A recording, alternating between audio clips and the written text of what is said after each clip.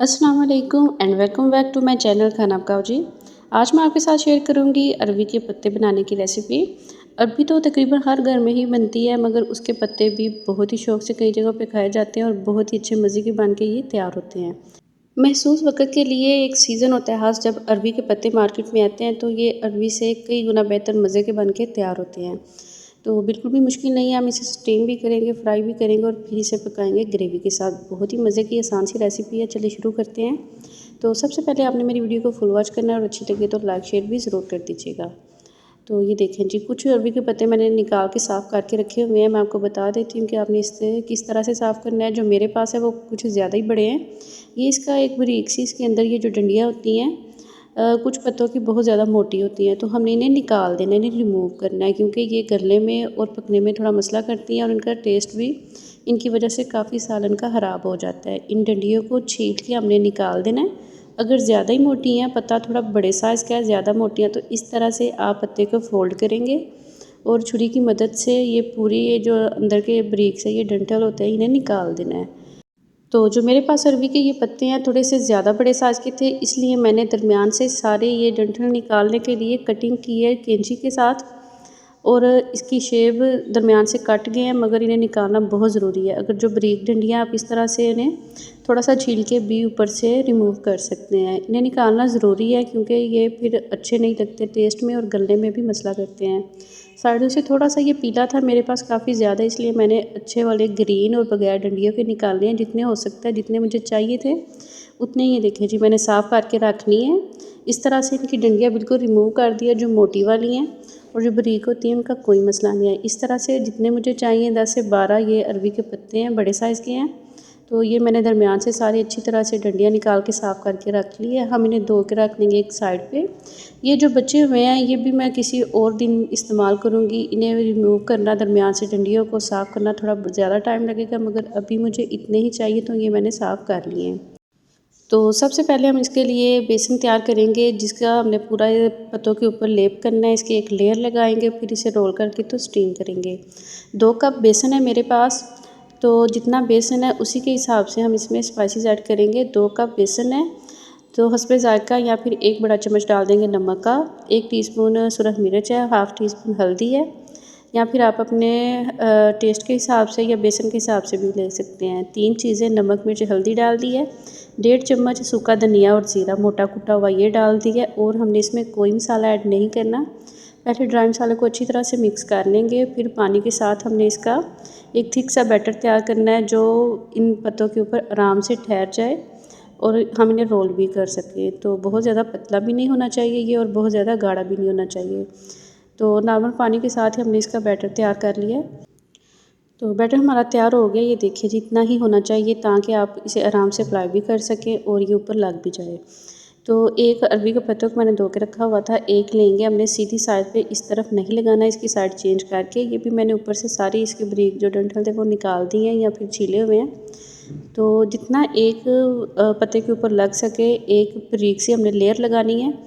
तो अच्छी तरह से पूरा लगा लेंगे पत्ते के ऊपर बेसन, और इसी के ऊपर फिर हम दूसरा पत्ता भी उठा के रख लेंगे। मैंने 12 से 13 पत्ते साफ़ किए हैं, तो तकरीबन 3-3 पत्तों के साथ मैं इसका एक रोल तैयार करूँगी। पूरे पत्ते के ऊपर हाथ के साथ ज़्यादा अच्छी तरह से और इजी रहता है। पूरा बेसन मैंने लगा लिया है। दूसरा साफ़ किया हुआ जो पत्ता है वो मैं रखूँगी इसके ऊपर।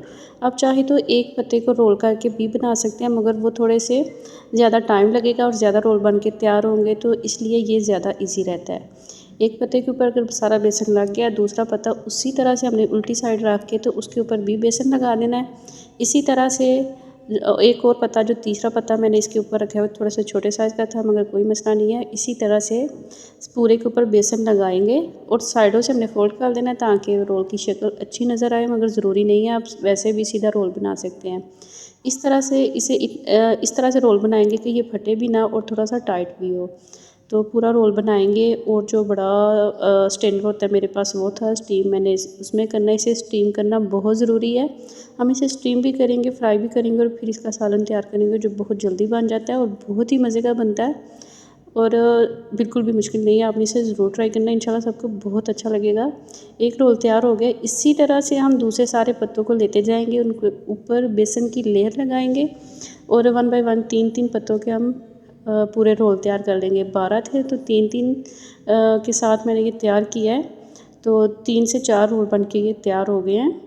इन्हें मैंने रखा था स्टैंड के ऊपर। कढ़ाई में मैंने पानी रखा हुआ है गर्म करने के लिए, वो पूरा मैं रख दिया मैंने इस इधर कढ़ाई के ऊपर से अच्छी तरह से कवर करके, और इसे 20 से 25 मिनट के लिए, ज़्यादा से ज़्यादा आधे घंटे के लिए हमने स्टीम कर लेना है। तो दूसरी साइड पे ऑयल लेंगे, 1 कप ऑयल ले लिया मैंने कढ़ाई में, उसमें 2 मीडियम साइज़ के प्याज डाल देंगे। जब तक वो हमारा स्टीम होता है हम इसके मसाले की तैयारी कर लेते हैं। तो प्याज को हल्का सा फ्राई कर लेंगे, इसका प्यारा सा गोल्डन कलर आने तक, लाइट सा गोल्डन कलर देना है, हमने बहुत ज़्यादा फ्राई नहीं करना। तो जैसे इसका कलर चेंज हो जाएगा हम इसे ऑयल में से अलहदा कर लेंगे, निकाल लेंगे।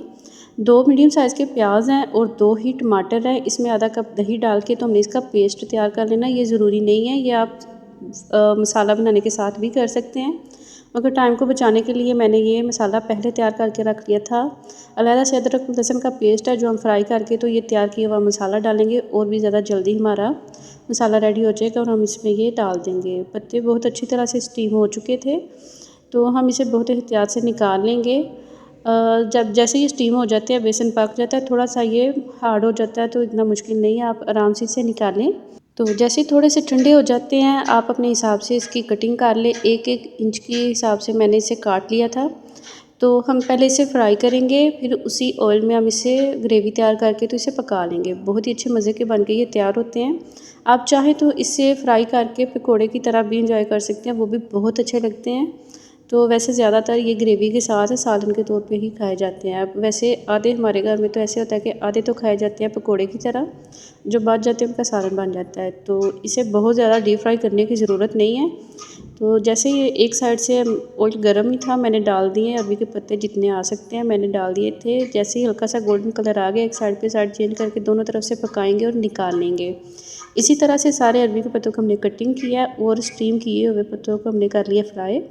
तो उसी ऑयल को मैंने स्टेन करके दूसरी कढ़ाई चेंज करके तो उसमें मैंने डाला था सबसे पहले वही वाला ये ऑयल है, टेस्ट उसी में आएगा। पहले इतना डालने के जितने में सालन भी बन सके। उसी ऑयल में मैंने डाल दिया 1.5 चम्मच के करीब अदरक लहसुन का पेस्ट है ये।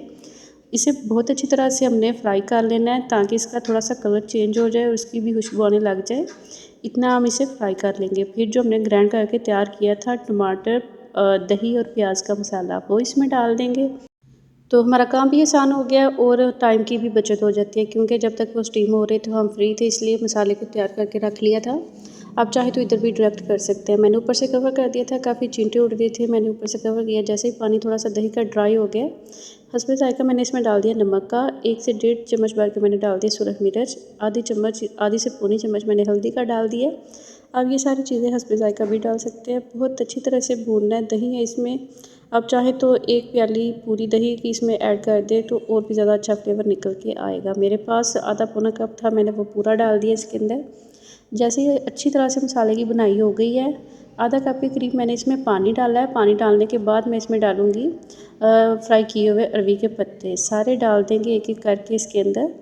तो पानी डालना बहुत ज़रूरी है, क्योंकि जैसे हम इसे अच्छी तरह से थोड़ा सा पकाएंगे, हमने 5 से 7 मिनट या 10 मिनट के लिए इसे ज़रूर पकाना है मसाले के अंदर, तो ये जल सकते हैं, इसलिए पानी ज़रूर डालें थोड़ा सा। अरबी के पत्ते डाल के अच्छी तरह से मिक्स किया है बहुत एहतियात से, वैसे टूटेंगे बिल्कुल भी नहीं क्योंकि स्टीम भी किए हुए हैं, फ्राई भी किए हुए हैं।